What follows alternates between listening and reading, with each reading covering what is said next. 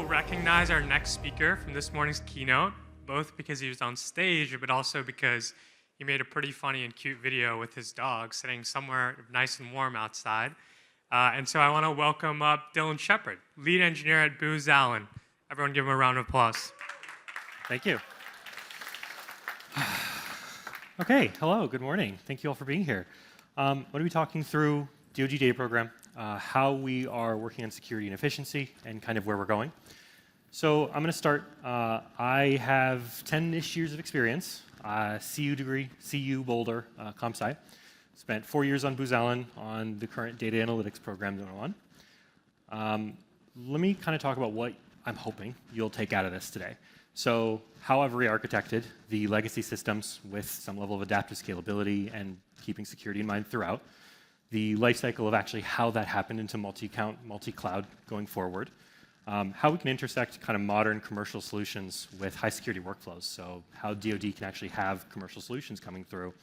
And specifically how my major DoD data program reduced toil across all of our teams, across the board. So now I'm actually going to start telling the story. So we started out 4 years ago with hand-jammed TARs that were built by hand of all of the code in one massive Node.js NPM application, and that was everything. That was the entire program. It would be 8+ hours deploys, sometimes 10, sometimes higher. Sometimes it'd go multiple days. And it was all, again, by hand. Totally unsustainable. There was no level of growth that we could ever have with that. We maxed out on the EC2 instance size. We maxed out basically everything we could to even get to the point of having something functional. And so kind of the easy next choice is Kubernetes and CI/CD. Have something automated, have microservices, start splitting this out into something smaller, something easier. And so we really pushed towards getting that Kubernetes structure, getting some level of a container, and split the giant monolith into individual smaller pieces. And that was great to get us to a single cluster, to get us to where we had a proper dev environment, we had a proper ability to even move things at all to handle this, so it wasn't 8-hour deploys. And so we started to then push towards, okay, well, how do we get bigger from this? How do we continue scaling? And that ended up being multi-account, potentially multi-cloud, and kind of relying on the Kubernetes and CI/CD magic that it can do to be able to scale to that level of ability. And so all of this is really underpinned by a set of core platform goals that we had for everything.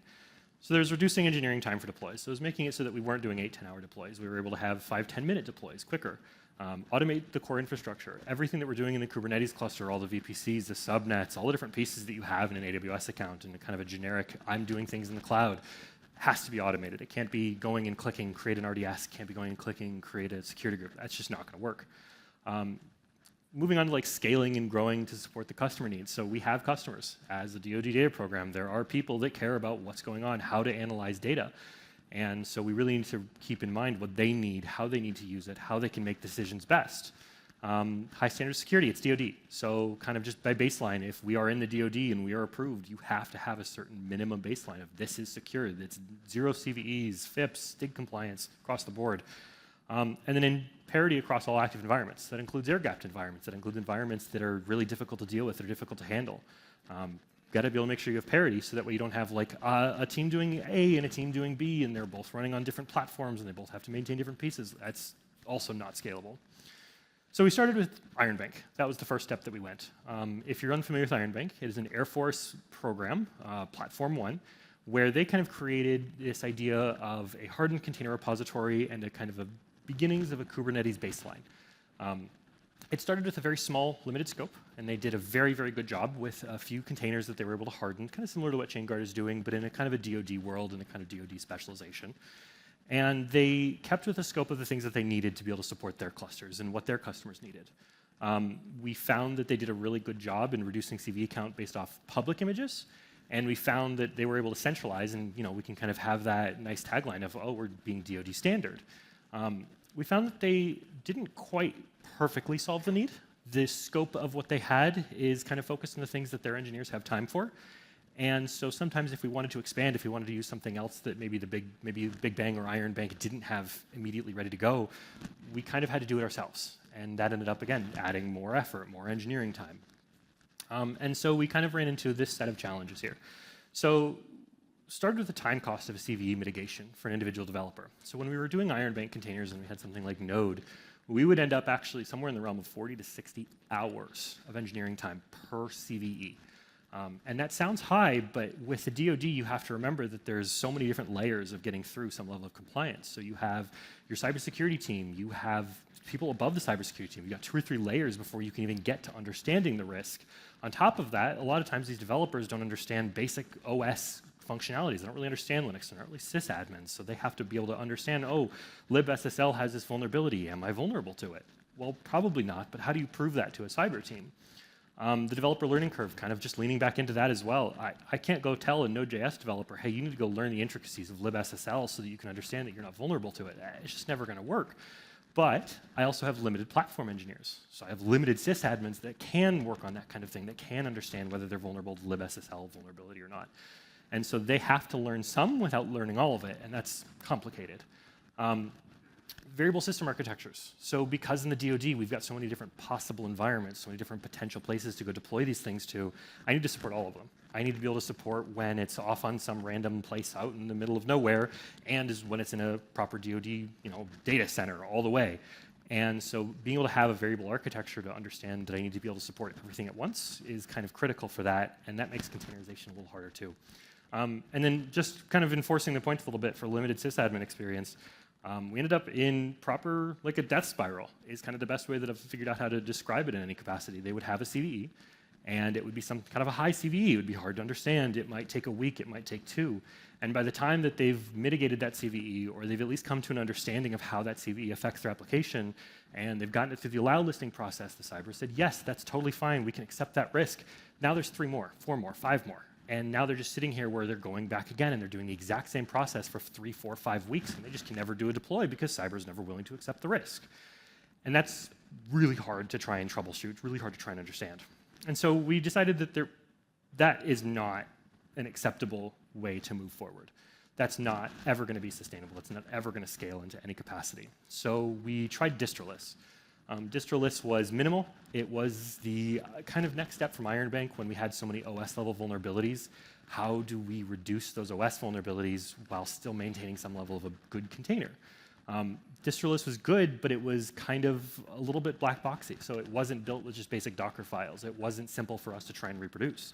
So I keep saying libSSL because that was the one that kept popping for us, is that one of the distroless containers had a libSSL high vulnerability.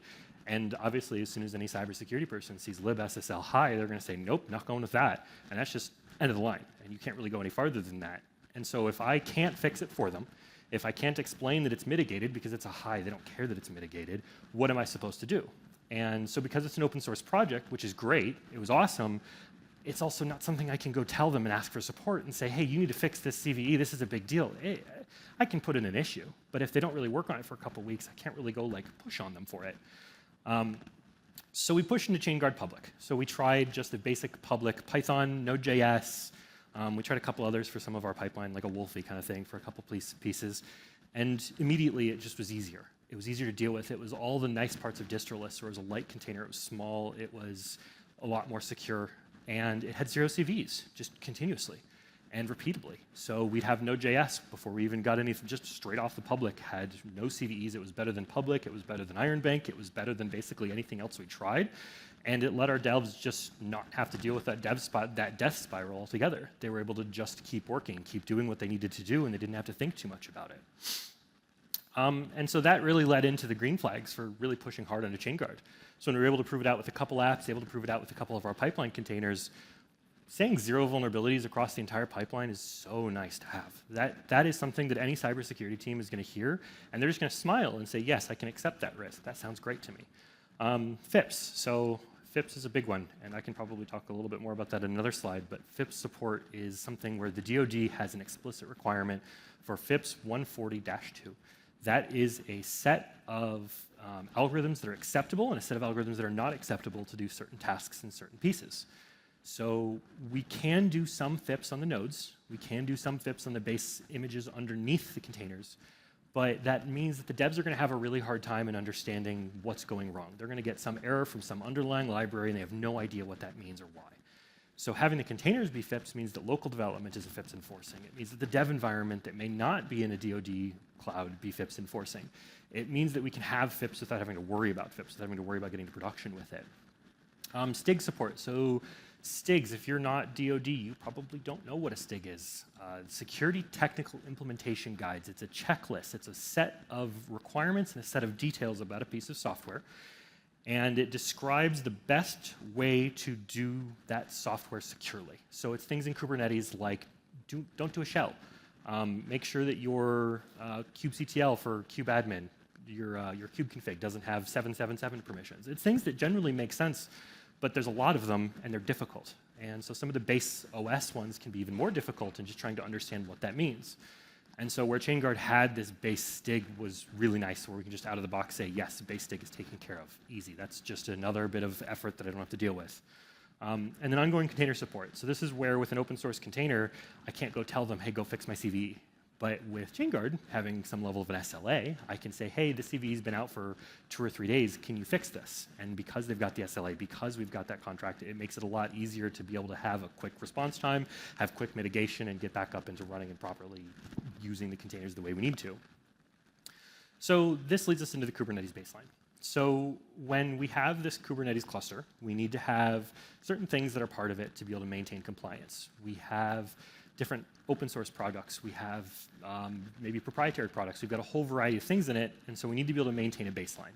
So when you look at the public images for this baseline, you end up with a ton of CVEs. You end up with breakages when an image changes. Even something as simple as like Istio, Kyverno, something similar, it's hard to deal with those kind of public pure images just because they have issues, and again, I can't go push on them for it. Chainguard then it is FIPS ready. They are CVE mitigated daily. I say it most weekly, but so far that's just because that's the SLA. I have had consistently daily or less. There was one situation where we actually ran into it where we scanned a container in the night. Within an hour after we had scanned it, a CVE had popped for that image. Our scanner had passed the image when it came through, and the morning afterwards, our scanner continued to pass the image, and so me and the pipeline team started freaking out. We're like, oh man, are we just like pushing highs into the environment? Are we just letting bad images through? Because we go look, it has a high in the pipeline, let it through. Turns out Chainguard had actually released a new image between the time that our deployment, that our scan had happened, that it had been approved, and then gone through. Chainguard released a new image almost immediately after. So our scanner was still saying all is good, but there was a new image with a remediated CVE. So when we ran the pipeline on that tag, it passed again. And so we're seeing that, okay, this old tag failed. The new tag was ran that next morning. Of course, there's not going to be a new image. It passed. And so we're just freaking out, like, are we pushing bad images into prod? What are we doing? Like, let me not be a software engineer anymore. Why am I doing this? And it turns out it was a new image. And so they'd beaten our scanner to understanding that there was a CVE, built the new container, released it, then we pulled it the next morning, and it meant that we didn't even have to deal with any of the CVEs at all. And so that really leads into the impacts for Chainguard. And I've kind of categorized it into 3 specific teams. So there's the platform engineer, which you could probably tell is me. App developers, which are kind of the Node.js people, the people that are writing code that are running on the platform. And cybersecurity, the ones that are actually understanding the risk and what that means for the platform in general. So for platform engineers, it's simplified CI/CD containers. So I can have really basic CI/CD containers that have all the tools that I need, that have all the pieces that I need. I can do Canico to build my images. I can do my different scanning software. I can do ClamAV to get a virus scans, and I can have a CI/CD image that kind of encompasses all the needs that I have, and it's simple, it's basic. It's only the tools that I actually care about. The pre-configured base STIG compliance, I know I went already into this, but it's a really big deal. Then I can go to Cyber and say, well, this is already STIGged, taken care of, we're easy, it's problem solved. A big negative that we ran into actually was complex troubleshooting in production. So when you're sitting in production and an image is down and you're saying, I think it's a DNS issue, I can't go edit the Etsy hosts if I don't have a shell. And so how am I supposed to troubleshoot? How do I ever do that kind of troubleshooting? And so a lot of times in these DoD systems, when you're 2, 3 RDP sessions in, you're trying to troubleshoot on a system that's kind of fighting against you sometimes, and you're trying to do this really complex, high-level work, but you can't. And so that was a pretty big learning situation that I think is worth it. I think it makes it so that when a platform engineer is going in and doing troubleshooting, they're doing it right. They're using debug containers. They're making sure that they're going through the proper processes for pipelines. But it was a struggle to get us to the point of actually having the comfort to do that troubleshooting, to be able to maintain low downtime for things. For the app developers, we had the ability to have hardened package dependencies. So with Chainguard, you can do an APK pull Python 3 requests, and it pulls a hardened version. Of course, with libraries now coming out, we're able to have even simpler ways to be able to do that, where we can have a true hardened package dependency. They don't have to worry about whether their random node library has MD5 being used for encryption. They don't have to think about it. It's kind of available and ready for them out of the go. It is a minimal baseline OS, so they're able to have the least amount of sysadmin requirements that they possibly can. So again, these devs aren't sysadmins. They're not going to go spend a whole bunch of time working with Linux. They're not going to spend a whole bunch of time learning how the intricacies of Linux works. So having a minimal baseline OS means that they're able to much more easily work with their container, understand their software, really own their software stack, rather than trying to own everything else underneath, which is the platform engineer's job. And then complex troubleshooting in devs. So it's parallel to the platform engineers, but just a little bit different. They often don't have the stresses of an app is down in prod. So when they're doing troubleshooting in dev, they're doing troubleshooting just for the purpose of I want to get to prod, but something's not down. So they were a little easier to deal with the idea of, well, I can go write a new container and I found this error. Instead of having to go do like Etsy host hacks to get it up, I can just go fix the actual issue and go redeploy it to the dev cluster, and that's fine. So they still had a lot of the same issues, but in a little bit less stressful of a situation. And then finally, the cybersecurity team. So when you are sitting in cybersecurity of a DoD program, it's all about risk. It's all about risk mitigation. It's all about understanding your risk, understanding what risk is okay and what isn't. And so if you can start with a reduced package count, so I don't have to, as cybersecurity, I don't have to understand the massive pile of packages and what's vulnerable, what's not, what risk am I accepting by saying this packages are in the container, how do I deal with this? And so having less packages overall means that they don't have to understand. They're not going to get like a 5,000 line SBOM. It'll be a lot simpler. It'll be a lot more straightforward for them to understand. And then the baseline minimal containers. So it's kind of very closely in line with that. I can't hand them a 4,000 line JSON file and say, oh, well, pull up your CLI and just run SIFT. You'll be able to see it, no problem. They're never going to do that. They're not going to have that level of understanding. They need something that's kind of like a C-level report to say, here's what's in the container, here's what its score was, here was the CVEs that we found in it or not, and here's the risk understanding of it. This is what you're accepting to get it put into the environment. And again, simple risk evaluation. So this whole time that I've been talking about cybersecurity, it's all about risk. So it's all about the easier time that they have to understand what risk am I accepting by bringing this piece of software into the environment. And the less risk from the baseline, the better every time. It means that it's something they can sell up to the people above them, they can sell to the people above them, and it goes up the chain until you finally get somebody that says yes and has the power to do so. And then across all the teams is rapid CVE resolution. So there isn't a group on this that doesn't care about CVEs. Because it's DoD, we have to care about CVEs. We can't just see a high, see a medium, and say, no problem, I can ignore that. It's just not a choice. So being able to have that really fast, less than a day, sometimes CVE mitigation means that it's something that we don't have to think about, it's something we don't have to worry about, which, again, it saves time, it lets us scale, it lets us be able to do what we need to do in the scale that we need to do it in. And so I kind of wanted to dig into the rapid CVE mitigation a little bit in kind of just talking about what we did in our organization. So this is actually a graph for our organizational images. And it says last 3 months, but I kind of cut it down to some of the relevant pieces here. This is a window into when these CVEs were resolved. So the orange, and you can see some of them, there's red, orange, yellow, and white. There's quite a bit less of the smaller ones, but I find that to be more valuable from my perspective. So unknowns are the ones that I'm most concerned about. For highs and criticals, it's pretty obvious what the risk is. It's obvious what the problems are. It's obvious why that's a problem. And when cyber sees that, they can have a really easy look into it. But unknowns take more effort. Unknowns take more thought. What if the unknown is the next log4j, right? What if the unknown is something that's really bad for the environment and you need to handle it? Sometimes that analysis can take a week, can take 2 weeks, can take even longer, especially with CVE, with the whole CVE piece going down as long as it had for a little while there. Sometimes an unknown can be something really bad and you just don't know what's happening. So having this quantity of unknowns get resolved is a really, really big deal. This is a crazy important in that we don't even have to do the analysis. I don't have to go worry whether that unknown is the next big, huge, awful vulnerability. It's already been resolved. And if you see that, there's like 110 on one day. So clearly some unknown came to something base and Chainguard fixed them all at the same time. So that was super useful for us. So moving forward, I kind of talked at the beginning, I went over kind of what the future plans were for multi-account, potentially multi-cloud. The only way we're going to do that is with a proper secured Kubernetes baseline. It's to be able to take everything that we need for a fully DoD-compliant Kubernetes cluster, Kyverno, Istio, Flux, Crossplane, whatever, that can handle compliance, self-auditing, any level of automatic reconciliation so that my GitOps can really exist and thrive. All has to be able to be packaged into one coalesced thing, which allows us to then productize the platform. So it allows us to take this nebulous concept of I have a platform that people can deploy to and turn it into more of a product that we can deliver throughout the DoD so that people can achieve the mission that they're looking to achieve. This is a really critical part of it, is that if I can sell the idea of a fully compliant DoD platform with 0 CVEs across the entirety of the cluster, that's hard. That is not an easy problem to solve. And so where I can say every container underneath has 0 CVEs, that's a huge selling point for somebody that may not be super familiar with Kubernetes, for somebody that may have container workloads that they need to run in a DoD system, but they don't necessarily have the Kubernetes experience to go create all this from the baseline. I have the baseline. It's functional. And then migration of a bunch of tools into service ownership. This is maybe a little out of left field, but if you think about how the Kubernetes clusters would have to run on their own, you, as a platform team, you'd have to own each piece of this individually, separately. So it wouldn't be something that you could farm out to another team. It wouldn't be something where another team could take ownership of different pieces of the cluster. You had to own the cluster. Nobody else is going to be able to understand the full scope of what that cluster is or what it requires or all the different pieces.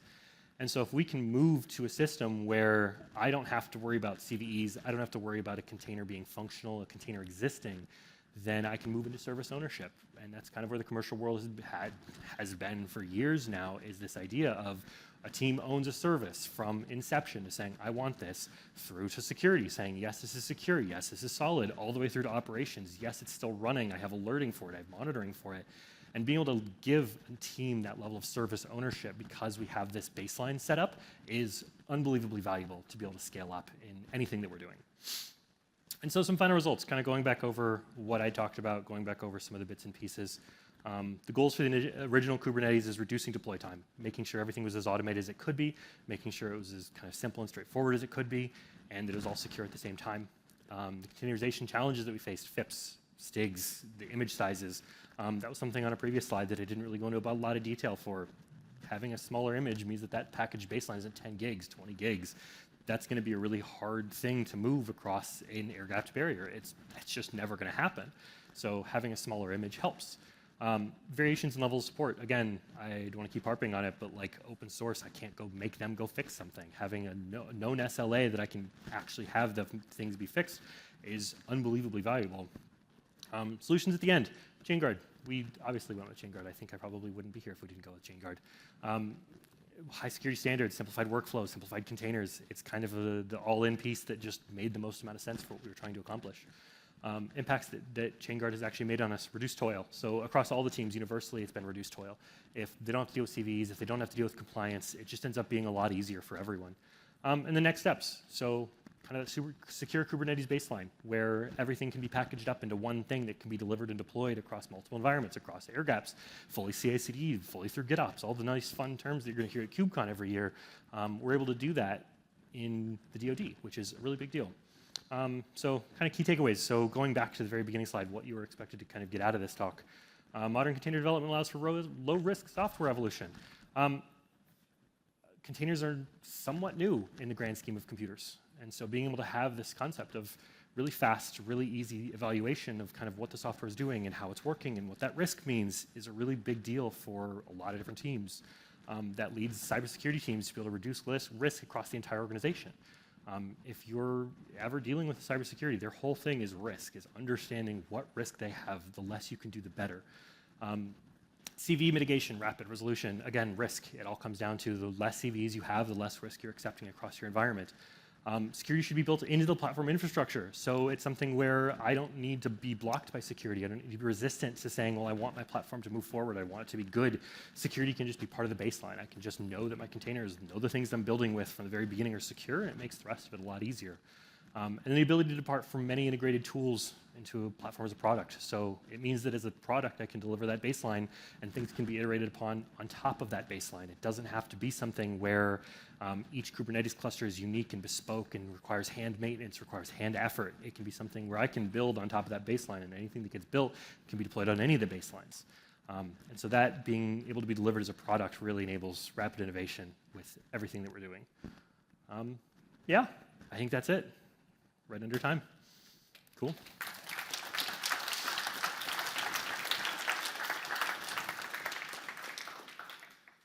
Okay, I think I left time for questions. Yeah?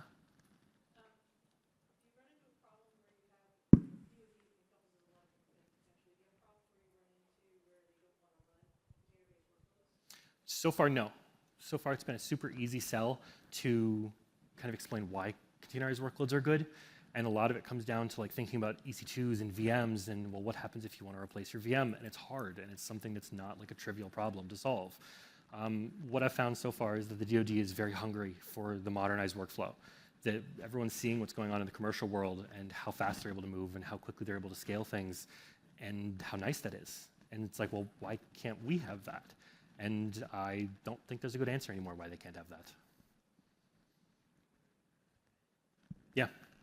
Are you guys doing any work with ATOs as well when it comes to Yeah. That Chainguard has actually played quite heavily into our ATO. I think I'm going to be talking about this a little bit later, but a lot of DoD programs, from what I've heard, have been pushing more towards like an ATO with conditions. And so you can have that kind of level of, yes, I have risk, but I'm looking to mitigate it, into I have the full ATO, into evolving to the CATO, where I've got the continuous evolution of things. So starting with that ATO with conditions, being able to have a zero CVE platform from the baseline makes a lot less conditions from the baseline. It makes it really easy to not have any of the container security, any of the platform be a condition that we need to solve. And it allows us to get the ATO quicker, which allows us to get the CATO quicker.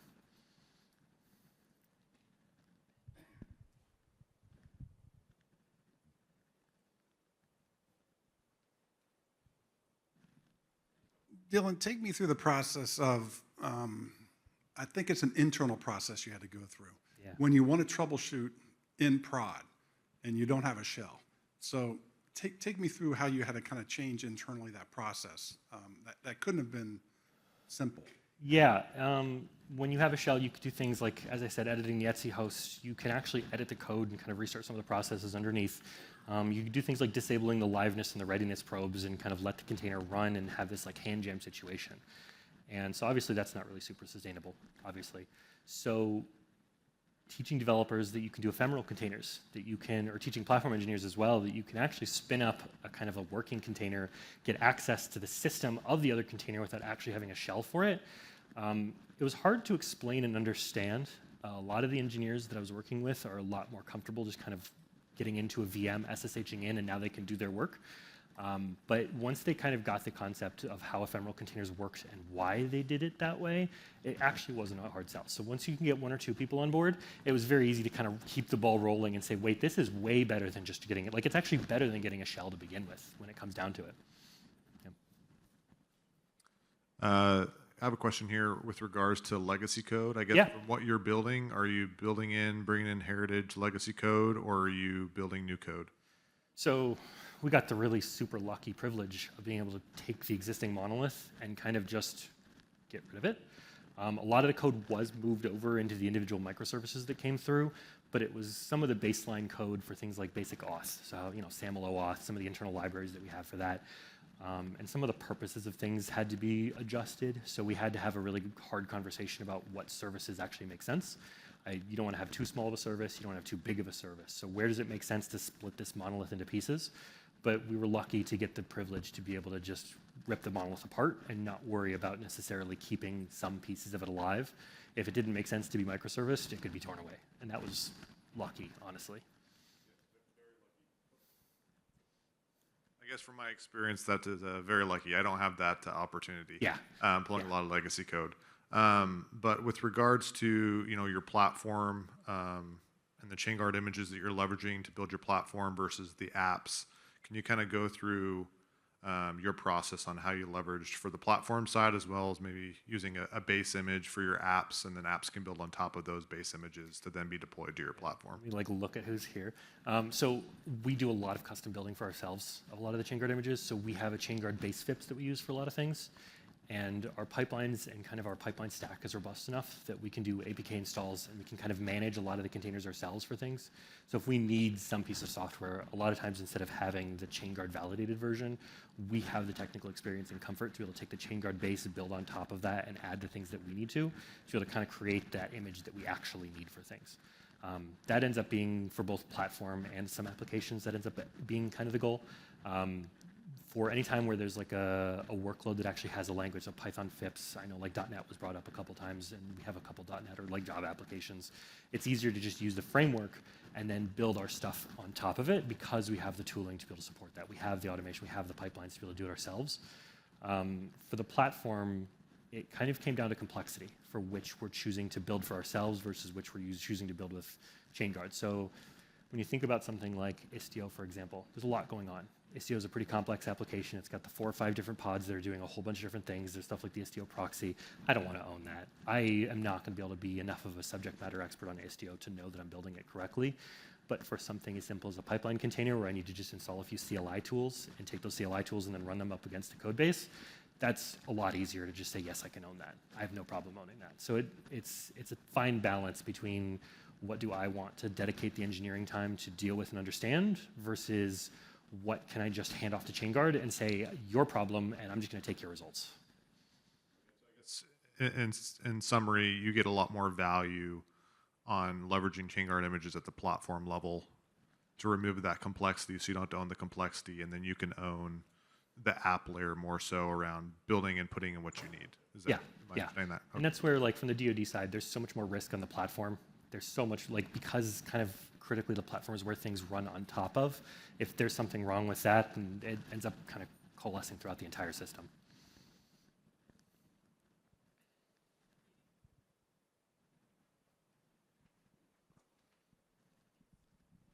And I apologize in advance. I'm not an engineer, so this question may not make a lot of sense. Sure. So Chainguard is great at removing the CVEs essentially from the source code of all of the packages, as I understand it, that undergird whatever product layer, software layer I'm doing. What about the CI/CD pipeline infrastructure itself? It seems to me that you need to show provenance for that infrastructure as much as for the source code. I was at Black Hat last year, and I was in a container hacking class. And what I came across from that was like my idea of source code was completely outdated.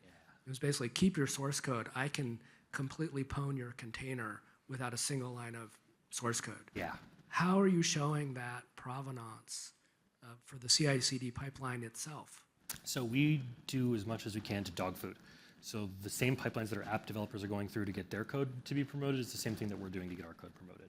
So Chainguard comes with a lot of provenance from the beginning where we can pull the SBOM, we can pull different logs, we can pull a lot from the Chainguard image as it's delivered to us. And when we build on top of that for anything, we can just continue like a testing onto it. So we use Cosign pretty heavily. And I don't know if you're familiar with Cosign, it's a SIG store project. It allows for container artifact signatures, attachments, attestations. So what we can do is we can pull from Chainguard their image, their signature, any other attestations they have, and pull that into our repositories. And then when we build on top of it, we can add our build log, we can add SBOMs, scans, we can add all the different pieces so that when you look at an artifact, the container is just like this little tiny piece of it, and there's like layers of all the extra information that is like, here's what this container is about, here's how this container works, here's how it was built, here's the signatures for it across every single step of the process. And that's really allowed us to make it so that when a container gets up to production or it gets up to like an air-gapped environment and somebody asks, hey, what was this container? How was this container built? What's in this container? There's answers every step of the way. Well, when we pulled it from the upstream, here's what was in it. When we built on top of it, here's what was in it. And it was delivered to you. Here's what's still in it, and I can have a signature to prove it all the way across the line. So it's helpful. It's helpful to have that signature as well. As soon as somebody hears that, like, well, we sign it on this step, and then we sign it on this step, and then we sign it on this step, and here's all the signatures, and they all exist with the container, it's kind of hard to like say, oh, this came from somewhere else, or oh, no, you didn't build this. It's like, no, we definitely built it, and I can prove it in a variety of different ways across every single step of the process.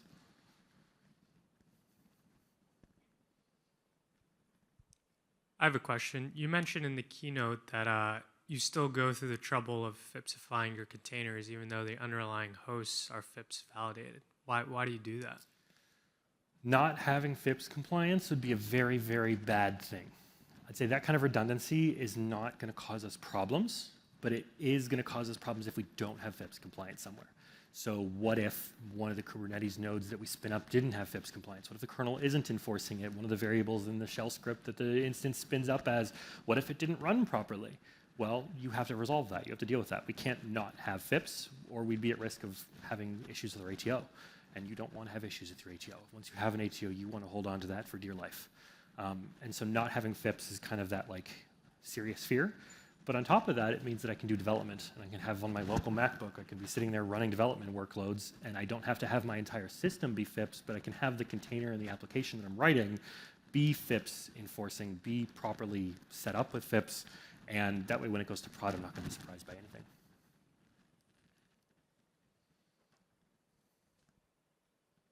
Cool. Cool. Any other questions for Dylan?